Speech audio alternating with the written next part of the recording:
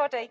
And I have to say, this afternoon is a first because I've never done a lecture or a presentation where I had rock music in the background when I first came into the room.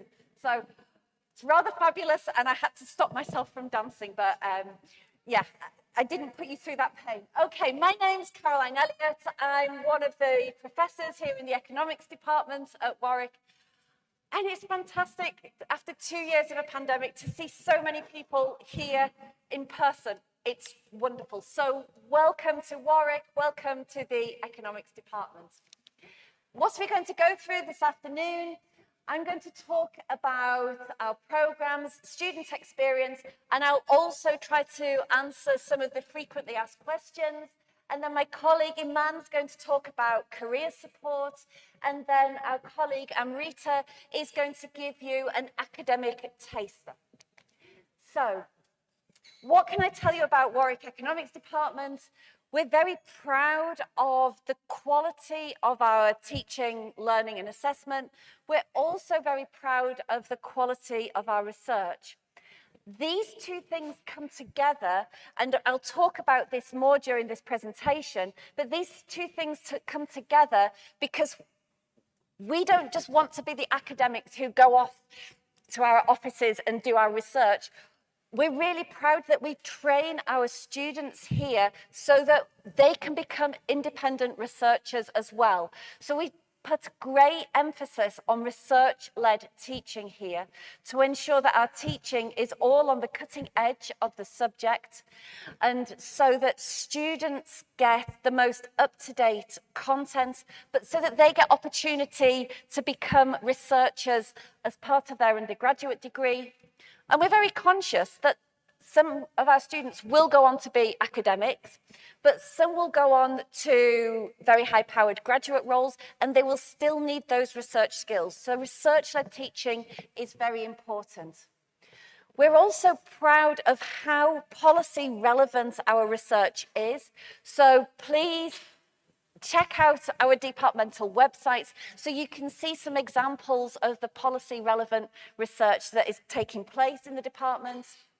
And then I will focus on, for a few minutes, just how diverse and inclusive the community is here in the economics department at Warwick.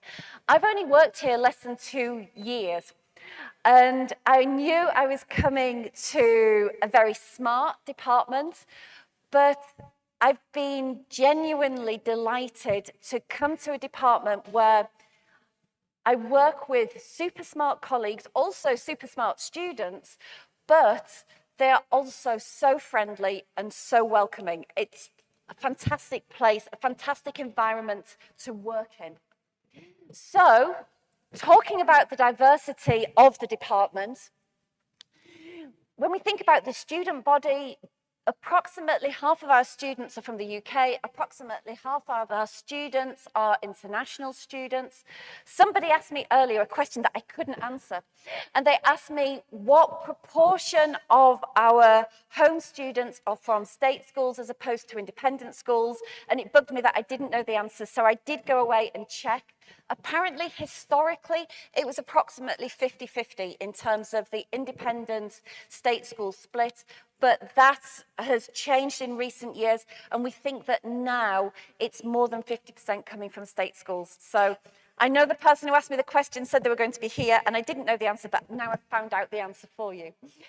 Okay, in terms of the academic cohort, we're even more diverse than our students. So it's a really international department. It's fantastic. I hear colleagues in the morning going, bonjour, hola. I've got a terrible accent for European languages, so I will stop there with my language skills.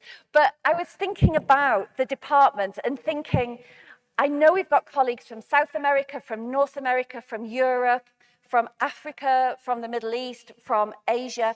The only place I'm not sure if we've got colleagues from is from Australia and New Zealand, but the head of department's PhD was from Australia. The university and the department have got a partnership with Monash University in Australia, so even if we don't have any Australian colleagues, we have even got links that far away. So, it's a great department. I suspect a lot of you are here today because it's so highly ranked. We're really proud of that. But we need to tell you about what students get here beyond a highly ranked department. So I've already said that we're very proud of our research-led teaching and the fact that all students get an opportunity to do research. In the first and second year modules, there will be opportunities to do small independent research projects. But then one of our flagship final year undergraduate modules is our dissertation module, and that's called Research in Applied Economics. If you're thinking about other departments, other universities, check the dissertation provision. The dissertation is a great module because students here get to choose any area of economics to work in with a specialist in that field. Some departments don't have a dissertation module. Some departments have a dissertation module, but only a very small number of students can access that module. Here, our dissertation module is a possibility for all students. So that's a really attractive feature of the program. And as I said, you get to choose whatever area of economics you want to work in, and we will match you with an academic who's a specialist in that area. One of the great things about it being such a large department with over 100 academics is that we've got academics working in such a broad range of economics areas. But as well as doing the dissertation module, there are opportunities to do further research projects as part of the university undergraduate research scheme, and there's a departmental equivalent, the WISE scheme. Okay. There are also opportunities to go to undergraduate conferences, the most prestigious of which is the Carroll Round in the US. And every year we send students who've worked on the dissertation with us to this Carroll Round undergraduate research conference in the US.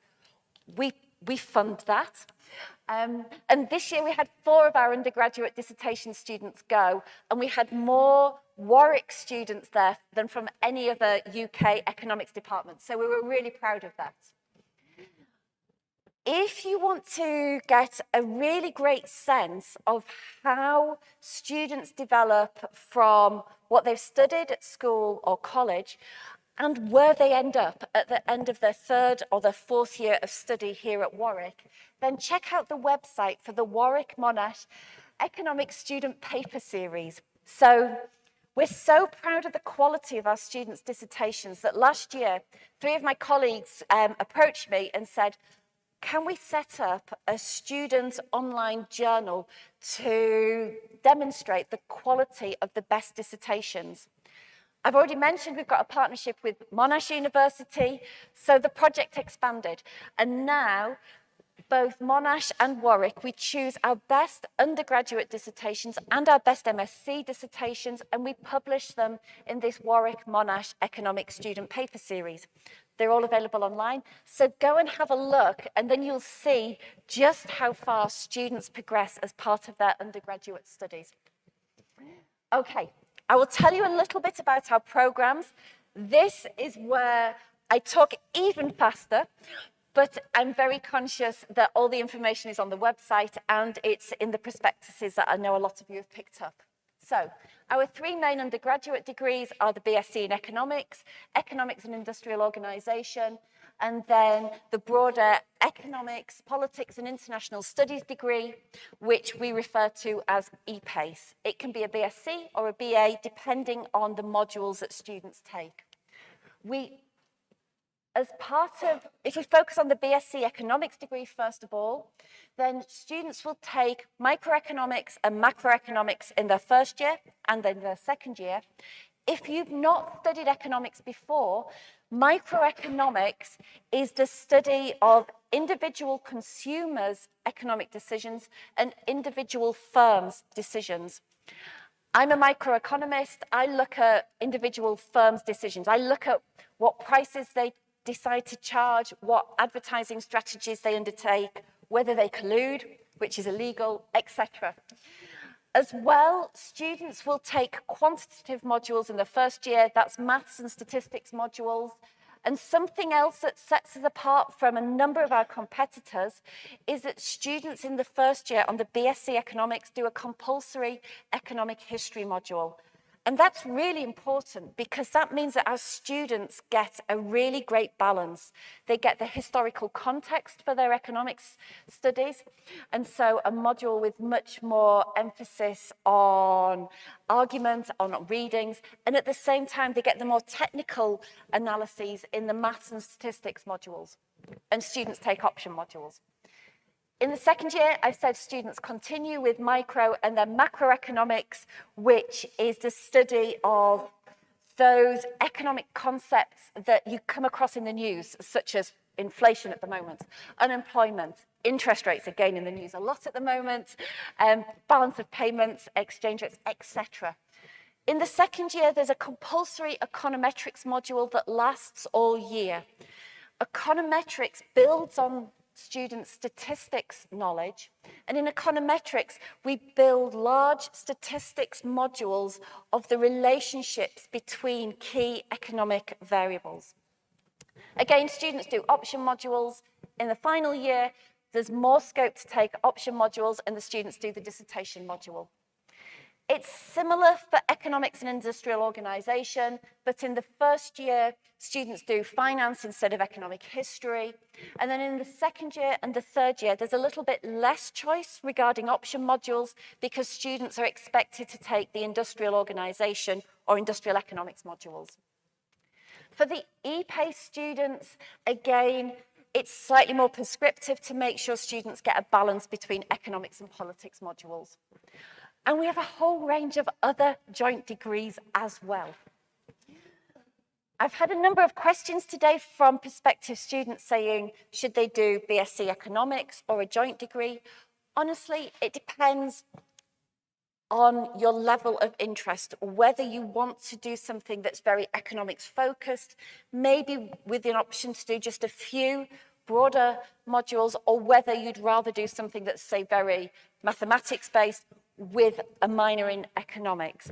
So it's up to you, but you've got that option to do something very economics focused, or something that's half and half economics and another subject, or something that has less economics. So there's lots of choice.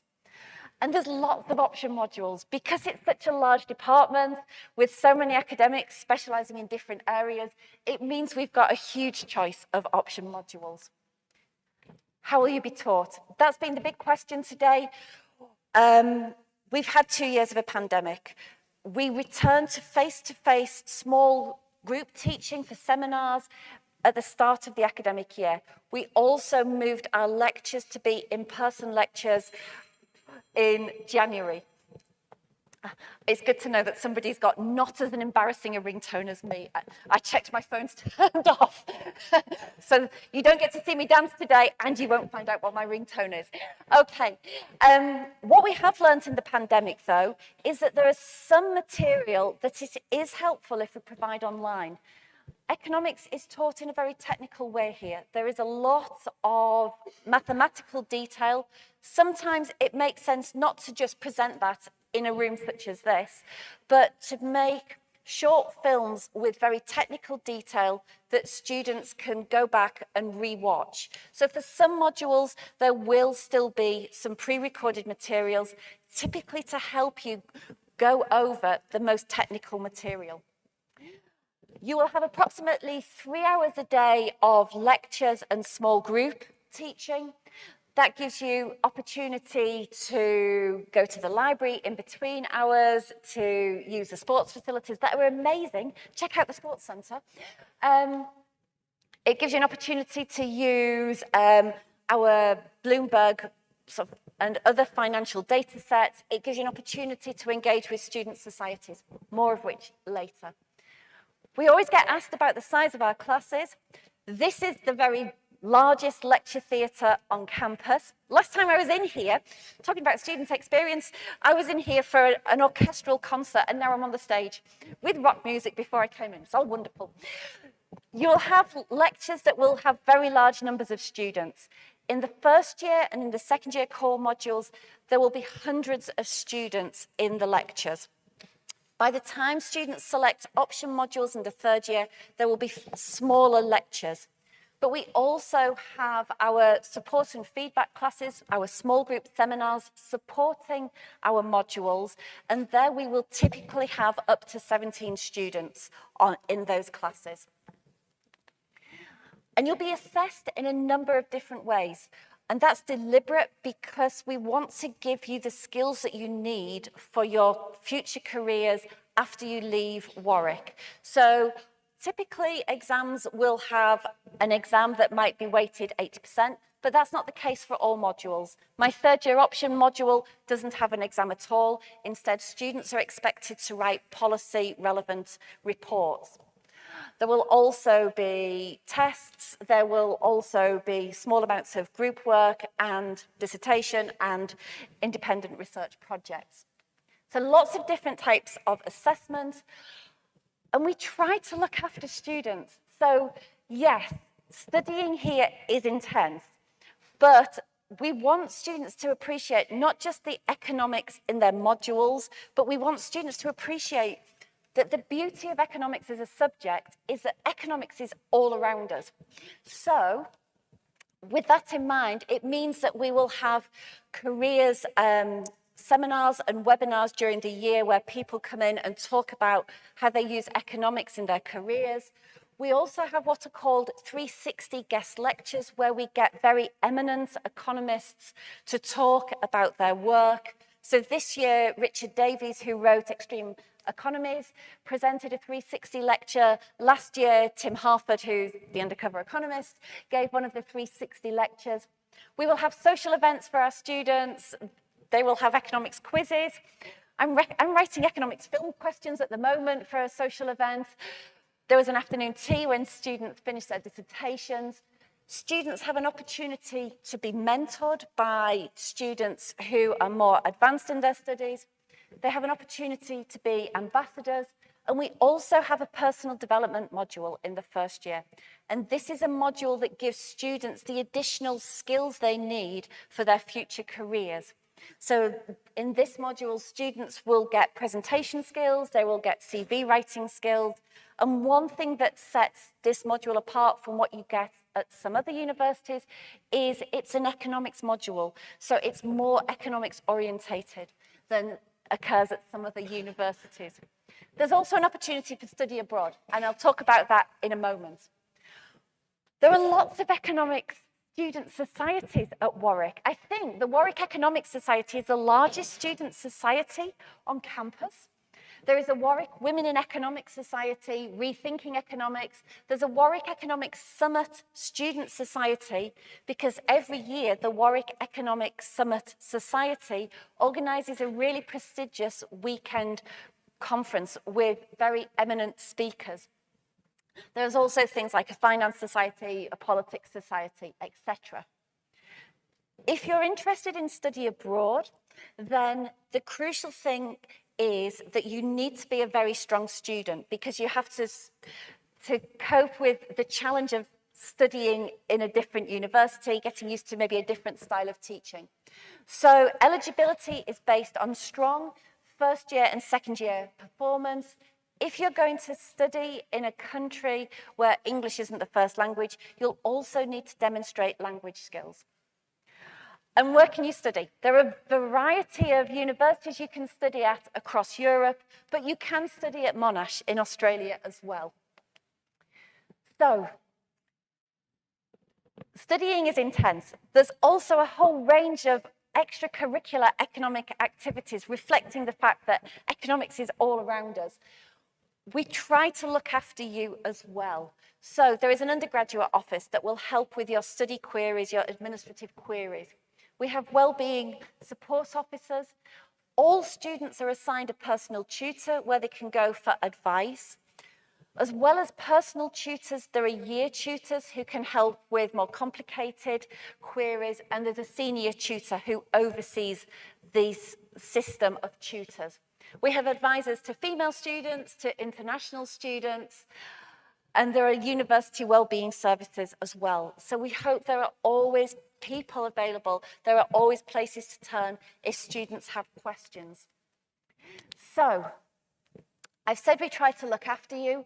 All the lecturers, all the tutors will have advice and feedback hours, what you might know as office hours. There are revision sessions. We have maths and statistics drop-in sessions, but as well, we've this year created a whole set of maths revision resources, and approximately a month before you start your studies with us, you'll get access to those revision resources, and you'll have access to them for all your time at Warwick. We will give you academic induction during Welcome Week, but there's careers advice, and hence Iman's here to talk about career support, etc. We try to look after you. Okay. We try to provide support for women in economics because there aren't actually as many women in economics, in academic economics, as men. So I'm going to finish with trying to cover some of the frequently asked admissions questions that we get. In terms of statistics, each year we receive approximately 4,200 applications for our undergraduate program. We will make over 2,000 offers. What that means is that even if students are predicted to get A star, A star, A, that doesn't guarantee that they will get an offer. It's a very competitive application process. And then it's approximately 50-50 in terms of the UK international student split of students. The majority of our students will do the BSc in economics program. A smaller number of students will do economics and industrial organisation or the EPACE program, but we will try to get the students on those smaller programs to get to know each other so that they get to know their peers. Entry requirements, I've already mentioned. For BSc economics, it's typically A star, A star, A, but we make some contextualized offers as well. What subjects should you study? The crucial thing is, I've already said, we teach economics in a very technical way here, so you have to have A-level maths. Further maths is a bonus, but it's not essential. We don't expect you to have economics A-level. But we will expect you to know what the subject entails. So, what should go in your personal statement?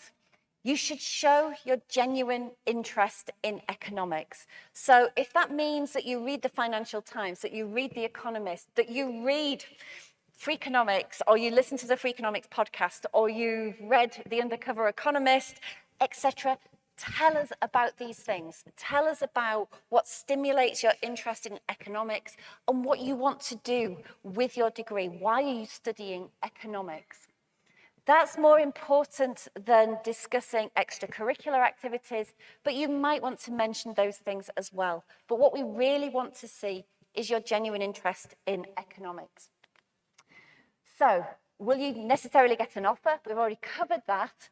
So, that's it officially from me, but I think I've got 1 minute because I started 1 minute late. I'm going to go off schedule, and this is where my colleagues get really nervous. I was talking about student experience, but as well as telling you about the programs and the support you get, I think it's really important to get a sense of what it's like studying economics at Warwick.